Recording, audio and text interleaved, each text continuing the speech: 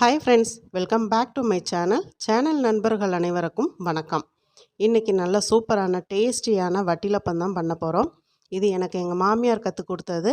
10 முட்டை தண்ணியில் போட்டு எடுத்து வச்சுருக்கிறேன். நல்ல பெரிய தேங்காய் வர காயாக வாங்கிக்கோங்க. நல்ல திண்ணமாக இருக்கிற காயாக பார்த்து பெரிய காய் எடுத்துக்கோங்க. 1/2 கிலோ அளவுக்கு கருப்பட்டி எடுத்திருக்கேன். பனங்கருப்பட்டி தான் இன்றைக்கி வாங்கியிருக்கிறேன். பனங்கருப்பட்டி நல்ல ஒரு டேஸ்ட் கொடுக்கும் இந்த வட்டிலப்பத்துக்கு. இப்போ கொஞ்சமாக சீனி யூஸ் பண்ண போகிறோம். ஒரு 4-5 ஸ்பூன் தான் சீனி யூஸ் பண்ண போகிறோம், அதாவது சர்க்கரை யூஸ் பண்ண போகிறோம். கருப்பட்டி தான் இந்த வட்டிலப்பத்துக்கு ரொம்ப டேஸ்ட் கொடுக்குங்க. இந்த தேங்காவை இப்போ நல்லா திருவி எடுத்துக்கிறேன். திருவிட்டு 10 முட்டையை ஒரு பவுலில் உடச்சி எடுத்துருக்கேன். தேங்காவை திருவி தலைப்பால் மட்டும் பிழிஞ்சு ஒரு பவுலில் எடுத்து வச்சுருக்கிறேங்க. இதுக்கு நல்லா மெஷர்மெண்ட் நீங்கள் சொல்லணும் அப்படின்னா, இப்போ முட்டை வந்து 1 டம்ளர் அளவுக்கு முட்டை இருக்குது அப்படின்னா, அதே 1 டம்ளர் அளவுக்கு தேங்காய் பால் இருக்கணும். நான் இன்றைக்கி நல்ல ஒரு ஃப்ரெஷ்ஷான பனங்கருப்பட்டி வாங்கியிருந்தேன். அதை நல்லா 1 2மா உடச்சிட்டு அதை அப்படியே நான் முட்டையில் சேர்த்துக்கிறேன். சப்போஸ் நீங்கள் பழைய கருப்பட்டியாக இருந்துச்சுன்னா நல்லா பொடியாக நுணுக்கிட்டு அதுக்கப்புறம் நீங்கள் சேர்த்துக்கோங்க. இப்போ இந்த முட்டையில் கருப்பட்டியை சேர்த்துட்டு 5 ஸ்பூன் அளவுக்கு சர்க்கரையும் சேர்த்து நல்லா ஒரு விஸ்க் வச்சு நல்லா கலந்து விடுங்க. முட்டையை வந்து முதல்ல நம்ம அடிச்சுட்டு கூட நம்ம கருப்பட்டி சேர்க்கலாம். இந்த கருப்பட்டி வந்து சீக்கிரம் கரைஞ்சிரும், அதனால தான் நம்ம வந்து முட்டையோடைய நான் சேர்த்துட்டேன். இது கூடவே நம்ம தேங்காய் பாலும் சேர்த்து அந்த கருப்பட்டியும் சர்க்கரையும் நல்லா அந்த முட்டை தேங்காய் பாலில் கரையிற மாதிரி அடித்து எடுத்துக்கோங்க. நான் வாங்கின கருப்பட்டியில் நல்லா அந்த ஈரப்பதம் இருந்ததுனால முட்டை அடிக்கிற டைம்லேயே உங்களுக்கு கருப்பட்டி நல்லா கரைஞ்சிரும். நீங்கள் கருப்பட்டியை நல்லா பொடியாக தட்டிட்டு அதுக்கப்புறம் நீங்கள் சேர்த்துக்கோங்க. தலை தேங்காய் பாலை சேர்த்தாச்சு. நம்ம அந்த தேங்காய் திருவினதை தலைப்பால் எடுத்துகிட்டு தேங்காய் வேஸ்ட் பண்ணணும்னு நினைக்காதீங்க. 2ஆவது தேங்காய் பால் எடுத்து நம்ம வேறு குழம்புக்கு இதுக்கு நம்ம யூஸ் பண்ணிக்கலாம். அதனால் நம்ம அந்த தேங்காய் துருவலை வேஸ்ட் பண்ண வேண்டாம். இப்போ நல்லா தேங்காய் பாலும் முட்டையும் கருப்பட்டியவும் நல்லா அடித்து எடுத்துக்கலாம். முட்டையில் அந்த கருப்பட்டி கரைஞ்சி வரும்போது நல்லா கலர் சேஞ்ச் ஆகி வரும். நல்லா விஸ்க் வச்சு அடிச்சுக்கணும். இதுக்கு நம்ம பிளெண்டரோ அல்லது மிக்ஸி ஜாரோ யூஸ் பண்ணக்கூடாது. ஒன்று கையில் நல்லா பிசைஞ்சு விட்டுக்கணும். கையில் காமிக்கும்போது வீடியோவில் உங்களுக்கு ஒரு மாதிரி இருக்கும் அப்படிங்கிறதுனால விஸ்க்கு யூஸ் பண்ணியிருக்கிறேன். இப்போ நல்லா அந்த கருப்பட்டியும் முட்டையில் தேங்காய் பாலையும் கரைஞ்சிருச்சு. கடைசியாக பார்த்திங்கன்னா ஒரு பிஞ்ச் அளவுக்கு உப்பு சேர்த்துட்டோம் அப்படின்னா இனிப்பு வந்து திகட்டாமல் இருக்கும். அதாவது 10 முட்டைக்கு நீங்கள் ஒரு 400 கிராம்லேருந்து 500 கிராம் வரைக்குமே கருப்பட்டி சேர்த்துக்கலாம். என்ன காரணம் அப்படின்னா, சில பேருக்கு வந்து நல்ல ஸ்வீட்டாக இருந்தால் தான் பிடிக்கும், சில பேருக்கு மீடியம் இனிப்பு இருந்தாலே பிடிக்கும். நான் மீடியம் இனிப்பு போதும்னு நினைக்கிறவங்க 400 கிராம் மட்டும் கருப்பட்டி எடுத்துக்கோங்க. இல்லைங்க எனக்கு நல்ல இனிப்பு சாப்பிட்டா தான் பிடிக்கும் அப்படின்னா 500 கிராம் கருப்பட்டி எடுத்துக்கோங்க.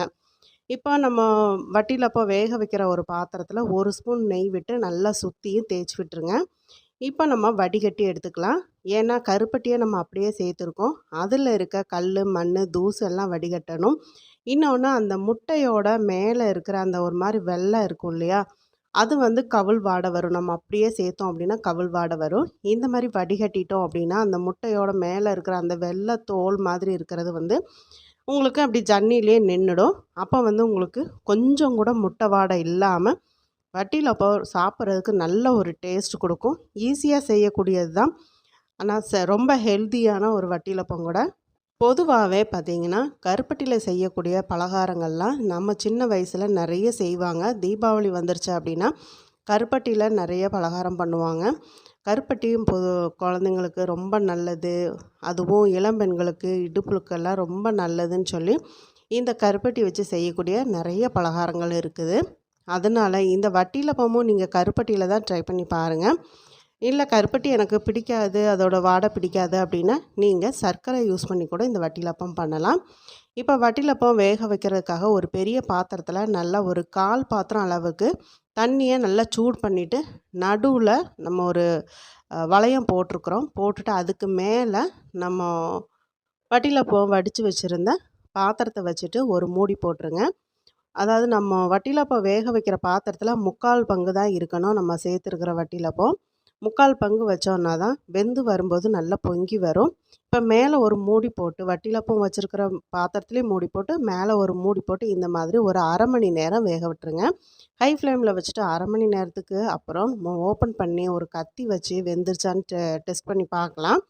நீங்கள் இடையில ஒரு 20 நிமிஷத்தில் கூட இந்த மாதிரி ஓப்பன் பண்ணிவிட்டு நீங்கள் கத்தி வச்சு நல்லா அமுத்தி குத்தி பார்த்தீங்க அப்படின்னா வெந்திருக்குதா இல்லையான்னு தெரியும். நல்லா வெந்திருக்குதுங்க. கத்தியில் கொஞ்சம் கூட ஒட்டலை, நல்லா ஃப்ளஃபியாக பொங்கி வந்திருக்குது.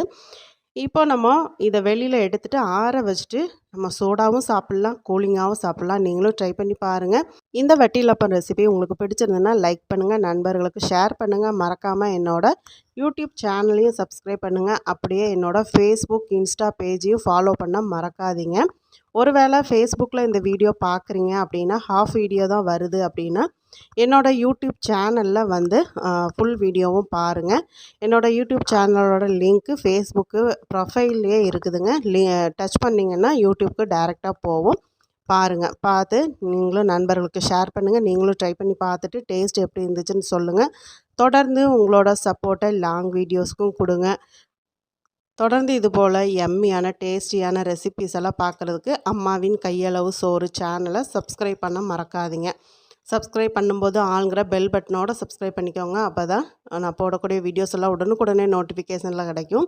எடுக்கும்போதே பாருங்கள், நல்ல ஹோலாக சூப்பராக வட்டிலப்பம் வந்திருக்குது. நீங்களும் ட்ரை பண்ணி பாருங்கள். மீண்டும் அடுத்த வீடியோவில் சந்திக்கிறேன். நன்றி, வணக்கம்.